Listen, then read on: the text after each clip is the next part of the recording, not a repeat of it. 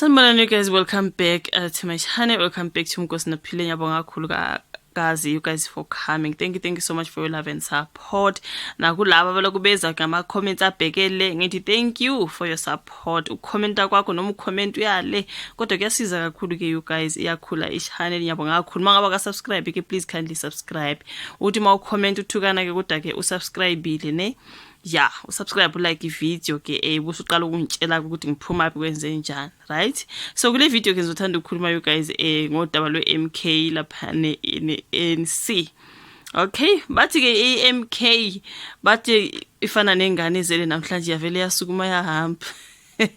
Which is something that made me laugh you guys. Ngiyazi ukuthi indaba zepolitics kakhulu angithanda ukungena kuzo kakhulu, especially nje ngiyazi ukuthi bakhona bazothi hey wena ngoba wena uphuma up into kanjalo guys. So bengingathanzanga ukuthi ngingakhuluma kakhulu ngendaba zamavote ngoba ngiyakwazi ukuthi hayi ngizoba senkingeni on the comment section. Director exactly where I come from. But anyways you guys, labo ke siyodila nabo ka comment section. Ngizothanda ukukhuluma ke lapha ngodaba mabe khuluma ke ngodaba lwe-MK lengane ezele namhlanje yavele yahamba you guys kwizindaba ezithanda ukungihlekisa kakhulu. But anyways, congratulations to the MK party for doing so well you guys. Leqembu le-MK you guys kuthiwa lidlebeleko komlilo wamadlelo ke lapha njengoba kungena imiphumela yokukhetho kwaZulu Natal kuthiwa yenza kahle kakhulu i-MK. Sengibone nama audios you guys engwamamela yabo mama lapha I think yamalungu ANC abakhalayo bayakhala bakhala ngodoti nje odoti aba10 you guys kuthiwa ke lapha benibizela kuma rally lapha ne stadium nihamba niyofila i-stadium nifila i-stadium angazi ukuthi nisuke nizodla ama KFC lapha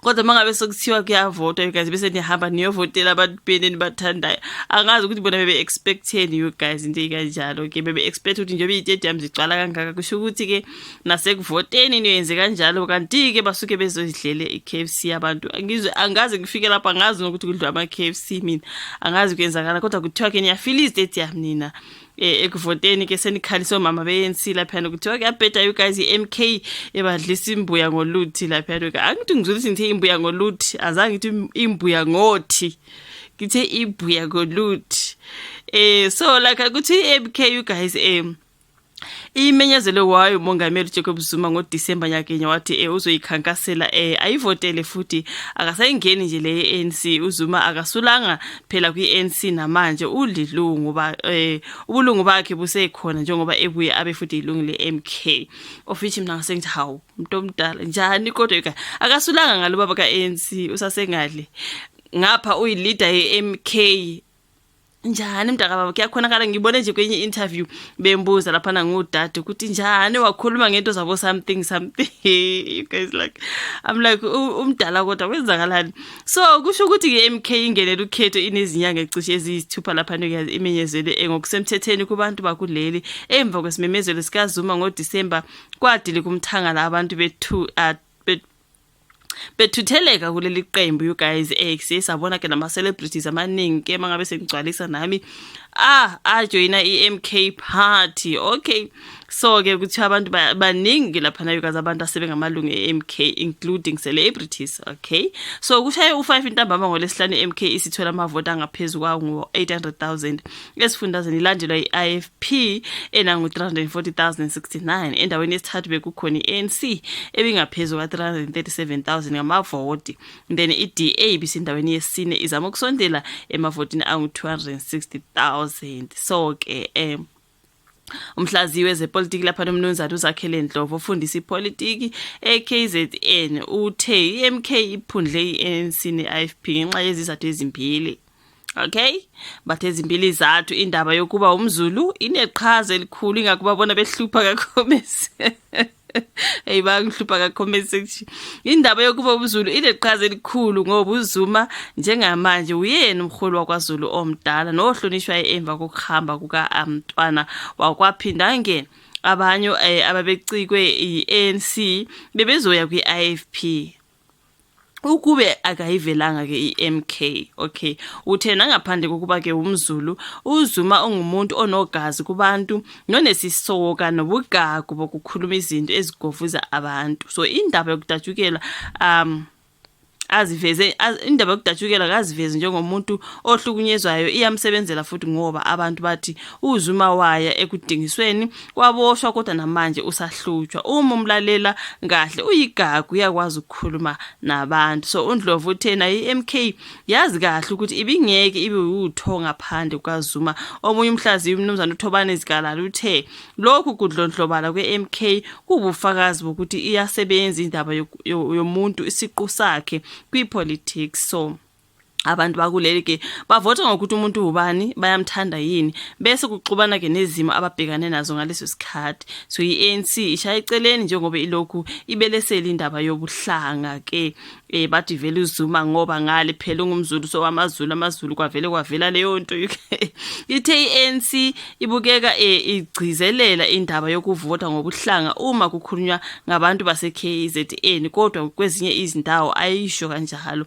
Uzikalala utheke bakhona abantu abanamakhono nesipiliyoni kwiMK abangase bajujwe ezikhundleni zikahulumeni uma begcina bethatha izintambo. Kwenzeka konke lokhu nje umkhankaso weIFP KwaZulu-Natal ububuke kunamandla ukuholwa usihlalo wayo umnumzana uThami Ntuli ogaqeleke eSkandunankulu. So udaba lweMK ukazi indlela abantu abayibabaza ngakhona kuthiwa ke MK inezinyanga phoze they say 6 to 7 months or is it 7 to 8 months you guys yaba khona nje kodwa ngendlela esebenze ngakhona hayi you guys nami I was so surprised because the party is doing so well especially eKZN ingakho sebethi kusho ukuthi ngoba amaZulu ngale blah blah blah. But I've seen a lot of people okungabona amaZulu you guys who are members of the MK and uyazini ngiyacabanga nje baqinisile mabethu baba uZuma ungumuntu ohloniphekile kuleyo ndawo yase KZN you guys bonke abantu nje when it comes to uZuma